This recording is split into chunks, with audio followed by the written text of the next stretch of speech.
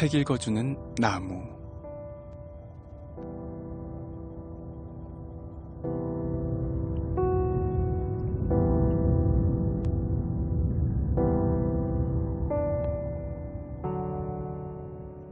안녕하세요. BTN 불교 라디오 책 읽어주는 나무입니다. 오늘도 책을 열고 시작하네요. 책을 읽는 저는 힐링 스토리의 나무입니다.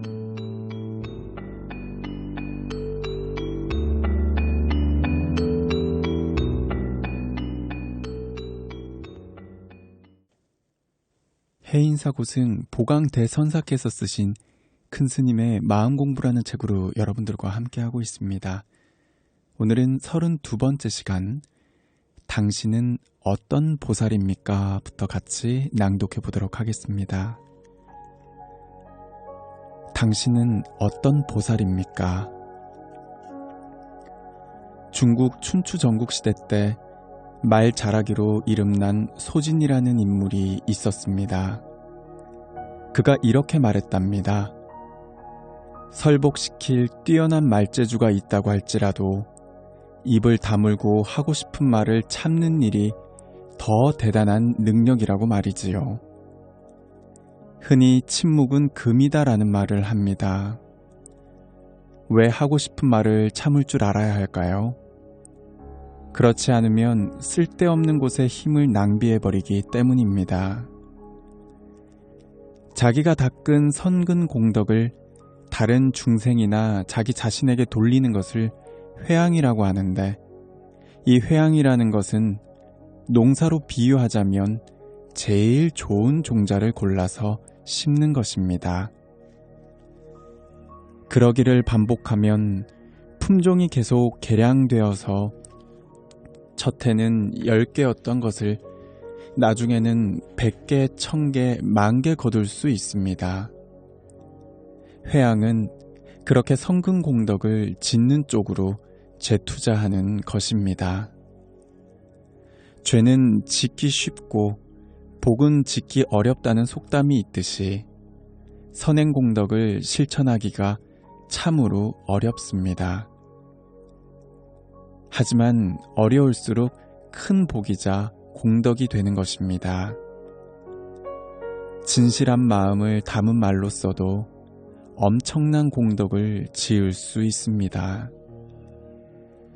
우리가 성근 공덕을 짓는 사람들의 뒤만 잘 따라가도 얼마나 좋은지 모릅니다. 친구를 사귀더라도 나쁜 사람을 따라가면 나쁜 사람이 되지만 성인은 옆에만 있어도 공덕을 받습니다. 반드시 스승을 잘 가려라.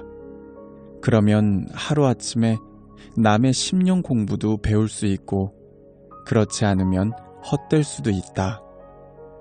살아서는 이 몸이 박복하게 태어났고 죽어서는 업보를 면할 수가 없다 하니 훌륭하게 태어나려면 부처님 과쪽이 되라 라고 하셨습니다. 부처님 가족이란 훌륭한 선지식을 따르고 훌륭한 법을 배우는 사람을 말합니다.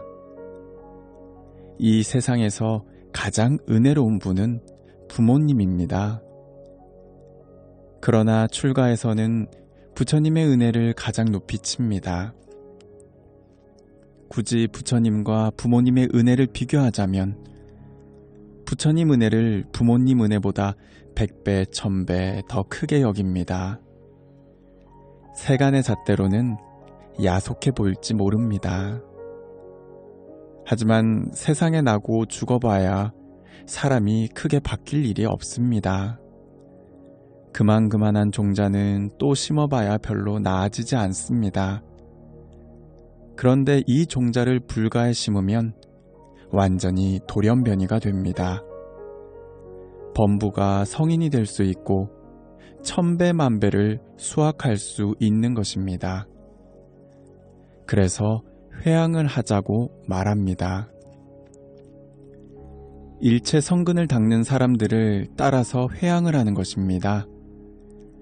선지식의 뒤만 따라다니면 길은 다 포장되어 있으니 그 길을 따라가기만 하면 됩니다. 그럼 누구를 따라갈까요? 바로 불제자입니다. 불이야 부처님이고 제는 동생을 말하고 자는 아들을 말하지요. 부처님은 너무 높이 계시니까 못 배운다 하더라도 부처님의 동생이나 자식뻘쯤 되는 대보살에게 배우기는 좀 쉽지 않겠습니까? 칡넝쿨이 홀로 자라면 땅바닥만 기지만 소나무를 의지하면 소나무 높이만큼 뻗어 오르듯이 우리가 선지식을 만나면 그렇게 됩니다. 이것을 의송지갈 직욕천심이라고 합니다.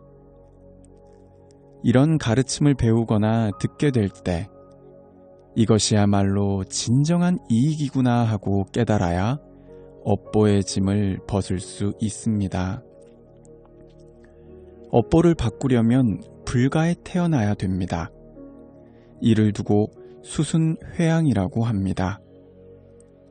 훌륭한 사람들을 따라서 순응하는 것입니다. 그런데 못난 사람들은 친구를 사귀어도 꼭 자신과 닮은 사람들만 만납니다. 정말 든든한 배경을 가지려면 이 세상 최고의 공덕과 지혜를 가진 보살을 의지해야 합니다. 별 볼 일 없는 수준의 사람들에게 의지해봐야 아무런 이익이 없습니다.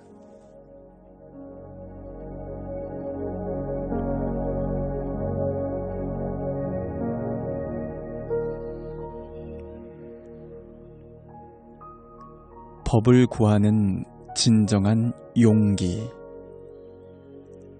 신라시대 때 원효대사는 파괴를 했다며 주류 승단으로부터 무시를 많이 받았습니다. 그 당시 지위가 높았던 도선율사는 워낙 계율을 잘 지켜 천상에서 밥을 갖다 줄 정도였습니다. 하루는 두 사람이 만났습니다. 점심 공양 시간이 되자 도선율사가 점심이나 하고 가시라고 원효대사에게 청했는데 그날따라 천녀가 밥을 가지고 오지 않는 것입니다. 2시간쯤 기다리다가 원효대사가 가고 나서야 천녀가 공양을 가지고 들어왔습니다. 도선율사가 화가 나서 꾸짖자 천녀가 대답했습니다. 제가 시간 맞춰서 왔는데 화엄심장이 이 도량을 꽉 메우고 경호를 서고 있는 바람에 개미 새끼 한 마리도 들어설 틈이 없었습니다. 할 수 없이 보살이 가고 난 뒤 길이 트여 들어왔습니다. 그때서야 도선율사가 아이고 했답니다. 보살의 능력과 복력과 성근은 바로 그런 것입니다. 원효대사는 백정도 되었다가 농군도 되었다 하는 걸림이 없는 스님이었던 것이지요. 우리는 더욱 분발해야 합니다. 아무리 싫고 아무리 힘이 들어도 공덕을 닦아야 합니다. 열심히 기도하고 참선하고 염불해야 합니다. 선근과 공덕을 닦아 놓으면 우리를 보호해주는 권속이 한없이 많아집니다. 그리고 보는 사람마다 싫어하지 않습니다. 선근과 공덕이 많으면 저절로 사람이 따르고 붙습니다. 선근과 공덕의 힘이 바로 그런 것입니다. 중생은 오직 자기 몸뚱이 하나만을 위해 서로 고통을 주고받으며 빼앗기고 빼앗으며 살아갑니다. 그 많은 다성겁을 내려오면서 중생의 미움과 다툼이 끊이질 않는 것입니다. 경전에는 인간 세상의 악취가 저 사천왕까지 뻗쳐 올라간다고 나옵니다. 그런데 부처님은 무슨 복덕으로 세상 모든 이에게 공경을 받을까요? 남에게 베풀 때는 뭐든지 최고로 좋은 것만 주었기 때문입니다. 나쁜 것은 자기가 가지고 좋은 것은 아낌없이 주었기 때문에 모두가 좋아하는 것입니다. 우리가 중생 딱지를 떼지 못하는 것은 복 짓는 것을 몰라서거나 보지 못해서가 아닙니다. 다 알고 다 봤지만 실천하지 않기 때문입니다. 결국 자기 복은 자기가 짓는 것입니다. 홀로 세상에 와서 일생을 살다가 돌아가는 날, 자기가 평생에 지었던 업보를 잔뜩 지고 갑니다. 그때 그 업보따리대로 공덕을 지으면 복 받을 것이고, 나쁜 업을 지으면 죄를 받느라고 만만치 않게 고생을 할 것입니다. 죄를 지어 자꾸만 힘이 생기면 큰 도둑이 되고, 공덕을 닦아 자꾸만 힘이 생기면 대보살이 됩니다. 처음부터 대보살이 되는 사람은 없습니다. 공덕을 자꾸 닦으면 큰 힘이 생깁니다. 큰 힘이 생길 때쯤 되면 부수적으로 좋은 일만 생깁니다. 자신을 따르는 권속도 부쩍 늘어납니다. 공덕을 닦아서 보살과 같은 힘이 생기면 호법선신이 나를 옹호해 줍니다. 죄는 어리석음이 만들어냅니다. 무지하기 짝이 없는 사람은 하는 일마다 철저히 죄를 짓기 때문에 가는 곳이 지옥입니다. 극락에 가는 사람은 더없이 현명한 사람인 것입니다. 더 큰 이익에 도전해야 합니다. 세상에서 제일 큰 공덕이 발심공덕입니다. 항상 정법으로서 선행을 닦고 악행을 버리는 것이 진실로 공덕을 쌓는 것입니다. 보시도 성심성의를 다해 하시기 바랍니다. 보시를 할 때는 물론 능력껏 하되 가능하다면 최선을 다해야 합니다. 할까 말까 망설이지 마십시오. 이왕 내 손을 떠날 것인데 아까워하지 말고 베풀어야 합니다. 이왕이면 좋은 음식을 대접하고 의복도 좋은 것을 주시기 바랍니다. 법보시도 마찬가지입니다. 심지어 누가 임금의 자리를 요구해도 아낌없이 내던지세요. 부처님께서 그러셨고 순치왕제도 그렇게 했습니다. 출세간 차원에서 얘기를 하지요. 여태까지 세상을 살아가면서 한 번도 듣도 보도 못한 미중류의 법을 구하기 위해서는 내 몸을 던질 만큼 진정한 용기가 있어야 합니다. 미중류의 법을 구했으면 그 법을 반드시 지켜야 합니다. 부처님 정법을 수호하는데 어떤 고초가 있어도 감내해야 합니다. 어떤 시련을 겪더라도 이 법은 지키겠다고 생각하는 이가 바로 대보살입니다.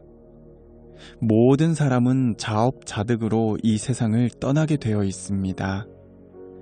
시간과 힘을 허비하지 말고 항상 좋은 쪽으로 회항해서 최선의 삶을 살아가십시오.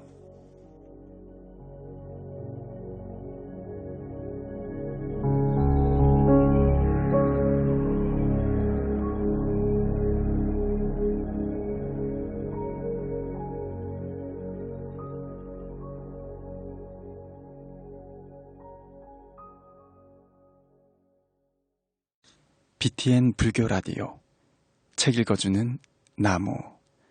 오늘은 여기까지 여러분들과 함께 하겠습니다. 이 프로그램은 여러분들의 진심 어린 후원으로 성장하고 있습니다. 앞으로도 더 좋은 방송이 될 수 있도록 따뜻한 인연 부탁드립니다.